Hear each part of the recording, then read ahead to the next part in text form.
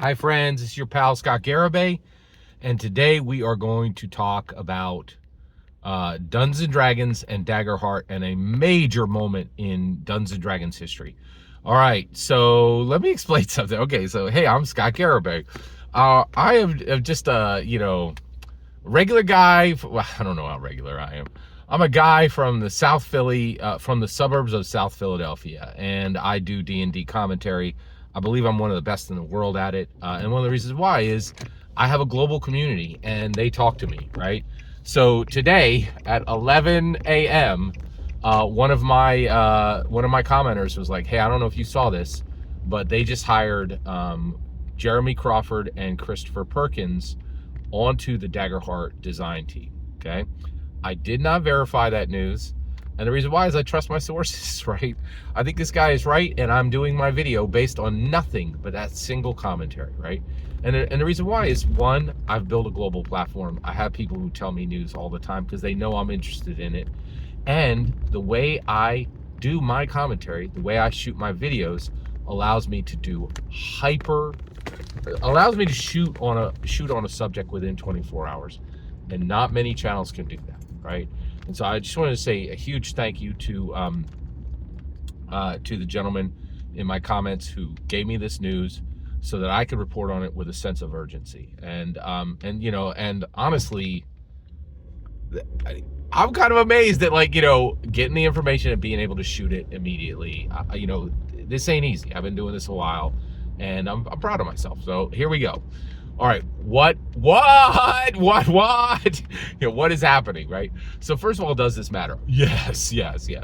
All right, so why? Well, one of the best quotes in all of television is, "If you come for the king, you best not miss." Right? It was said on The Wire, a show I never actually watched, but I still know a lot about because it's absolutely epic. I started it. It was kind of boring. I didn't get it. And the really reason why is it's old. I'm sure if you want me to watch the remake, I'm not going to watch The Wire. I've been trying for years. I'm just never going to rewatch The Wire. But I love just like the mystique of The Wire, and I love Omar. He's a great character. If you come for the king, you best not miss, right? Guess what? Critical Role be coming for the king, man. All right, where are we at with D&D? Where are we at with Daggerheart? Okay, first of all, it's released. We're coming up on 1 month of release, and God help you if you did not get your physical copy. You are SOL now, man. You thought it was hard to get this game before? Forget it. I would be surprised if you could sell. I would not be surprised if you could sell your Daggerheart right now for double or triple what it cost you less than 4 weeks ago, right? Because it's going to be very hard to get this book, right? Because Daggerheart was moving. This is nitrous on Daggerheart. Just be very clear, okay? So one, this absolutely matters, right? And let's get into it. Okay, so first of all, this is extremely important to understand. This is a huge event in Dungeons and Dragons history, okay? And the reason why is Dungeons and Dragons is now put on notice. Critical Role. So where is Daggerheart? I apologize. Daggerheart is not a D&D clone. We know that, right? It did some really unique things. And it's not garbage, right? And that's all it had to be. It needed to not be a D&D clone, and it needed to not be garbage. And it is not garbage. It's got some brilliant ideas in it. And it took some real risks. The cards are a massive risk, right? Because you absolutely do not listen to any fool who tells you don't need cards. You 100% need the cards to play. Okay, that is not. It's a non-negotiable. It's an absolute non-negotiable. All right, in my humble opinion. All right, so it's not a D&D clone. It was considered a D&D contender, and the question, and we had already known this is not a D&D killer. But it could be within 3 years. I had already reported that. Okay, report is the wrong word. I had already declared that. Okay, now, if it's not a D&D killer, but it has a chance of being a D&D killer, what were the chances of being a D&D killer when it released, right? After I read it, I was like, okay, it's 5%, right? There's a 5% chance within 3 years Daggerheart will be a D&D killer.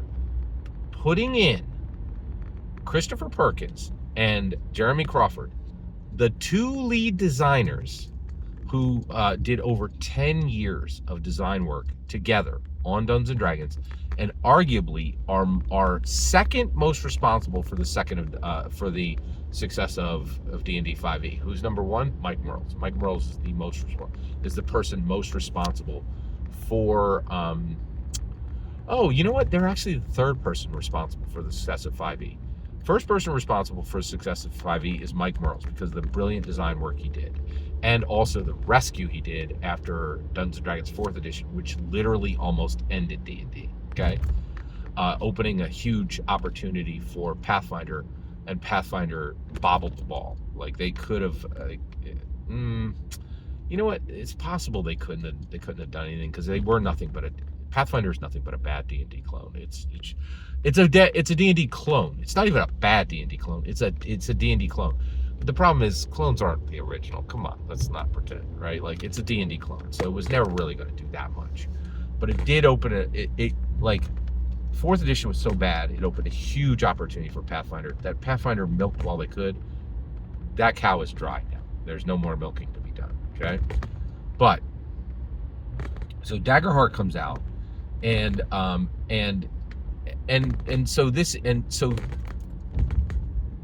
D&D is on notice, right? Mike Merle's number one responsible. Who's number two responsible for the success of 5th edition? Monty Cook, for quitting. His absence allowed 5th edition to excel. I'm convinced that if Monty Cook had stayed, every idea in Cypher would have went into D&D 5e, and it would have been worse. It would have been a lot worse, okay? Cypher is a good system. It is unique, but it is not anywhere close to what Mike Merles built into 5th edition. So Chistopher Perkins and Jeremy Crawford are the third most responsible for D&D's 5th edition's success. Well, what's the big deal that they're responsible for D&D 5th edition's success? It's a big freaking deal, because it is the most successful tabletop role-playing game version in history. And has done multiple things that nothing else. Dungeons & Dragons 5th edition put out an American blockbuster, connected Dungeons & Dragons with Legos, connected Dungeons & Dragons with Funko Pop, connected Dungeons & Dragons with Magic the Gathering, massively expanded D&D canon, to the point where D&D canon has blossomed and grown organically, to the point where literally no one on the planet understands D&D canon except me, right? It's so complicated and so voluminous. It has infiltrated so many IPs that, like, what's happened on D&D canon has not happened on any IP in the world except maybe Fortnite. I do. But, well, no, you know what? D&D wins, because all of Fortnite's successes belong to D&D, because it scooped it up in MTG. Duh. All right, let's keep going here. All right. So Jeremy Crawford, Chistopher Perkins drop onto Daggerheart, onto the Daggerheart team. Does this matter? Yes, it matters massively. This is absolutely massive.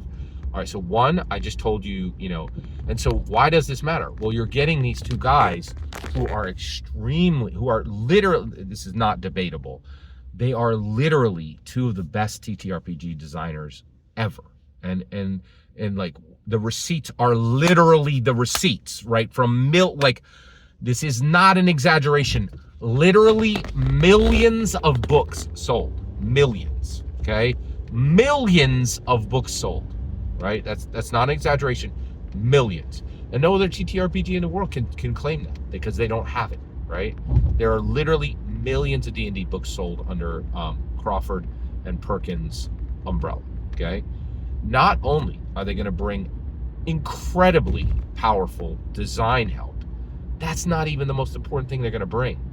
They can help them print, right? They can tell them every secret that D&D did to get every volume secret that D&D has, how they print in the US, like how they built out D&D Beyond. Every single secret that belonged to D&D now belongs to Daggerheart, okay? And I'm telling you, why is Daggerheart called Daggerheart? It was called Daggerheart because, in my humble opinion, Matthew Mercer wanted this game to be a dagger in the heart of Dungeons and Dragons. That's why when you read the book, it doesn't make sense. Daggerheart doesn't match anything in the book Daggerheart. Nothing, right? Nothing, right? Daggerheart is the name of the product because it was designed to be a dagger in the heart of Dungeons and Dragons, okay? They just hired their primary developers, their primary designers. This is huge. It is on like Donkey Kong. It is on like Donkey Kong, right? This is war. This is war. This is an absolute, so this means a bunch of things. What does this mean in my humble? Absolute, full out, get the cannons going, full on, massive war. This is war between Daggerheart and D&D. I will tell you right now, they are having meetings in Renton, in Renton, what's the state? Washington. Right now, right? Like there are people sitting around the conference table at D&D headquarters about this right now, right? Like they are talking about this. This is massive, right? And D&D is on notice, right? It is huge, right? This is virtual daggers out, virtual Glocks out. This is full on war, right? Like this is, you want to talk about the edition worlds? You're about to see the design wars, right? This is a massive moment in Dungeons and Dragons history. Dungeons and Dragons is on notice. You cannot sit on your laurels, right? You cannot coast. You have to crush, right? You have to crush. Mackenzie DeArmas, put on your big girl pants. Amanda Heyman, put on your big girl pants. Y'all's need to, you need to get your virtual daggers up, right? Your products need to shine, right? Because Daggerheart is on the freaking hunt. This is real. This is real, okay? Klaxons are going. This is full on reality. Full on reality, okay? All right. Is this betrayal on the part of Perkins and Crawford? No, absolutely not. One, they did their jobs. They finished 2024 core rule books, right? They did a fantastic run. This is an epic move for them, and I think and I'm also delighted that they're doing it together. I think that's fantastic. It's really, really nice. I'm also proud of Critical Role for having the juice to hire them and the stones to hire them. This took stones the size of basketballs, right? Like this is a stones to the wall move. Like we haven't seen anything. Like I think this is one of the most important events, top 5 events in Dungeons and Dragons history, okay? Now, why is it not a betrayal on the part of Crawford and Perkins? Well, here's the kicker. Dungeons and Dragons needs a real competitor, and it's never had one. Dungeons and Dragons has literally never had a single competitor. It competed against the entire industry simultaneously and never lost, not once. There was a brief moment in history where people reported, ICV2 reported that Pathfinder outsold D&D for like less than a quarter, right? But then like 5-10 years later, people went back and go, I don't know about those numbers. So even that is like asterisk, right? But now we're here, right? This is extremely real, right? And the biggest thing is D&D is Dunkin' Donuts, right? But it's Dunkin' Donuts 5 years ago when they jammed all their donuts in a box, in a box that was sideways, and your chocolate got mashed up against your crawler, right? But Krispy Kreme came in and they're like, oh, look at this lay flat box, right? Each donut has its own space, right? You know, your donuts aren't going to get mashed together because nobody cares, right? D&D has to care. They have to perform. They have the people. They have Mackenzie DeArmas. They have Amanda Heyman, right? They can go get Kelsey Dion, right? They can go get Brandon from Runehammer Games, right? They can do this, right? They can win. They can continue to win if they want, but they are going to have to work harder than they've ever had. And I don't think they've been coasting, right? I think 2024 core rulebooks was a massive success. I don't think they've been coasting. but they have got to put on their big girl pants and go to work. The boat, like, victory is not guaranteed for anyone now, right? And I am very impressed with how hard Daggerheart is trying to shove that dagger into the heart of Dungeons and Dragons. Okay, it's on like Donkey Kong. This is it. You're watching the TTRPG wars. This is the start, right? This is the Pearl Harbor. This is TTRPG's Pearl Harbor.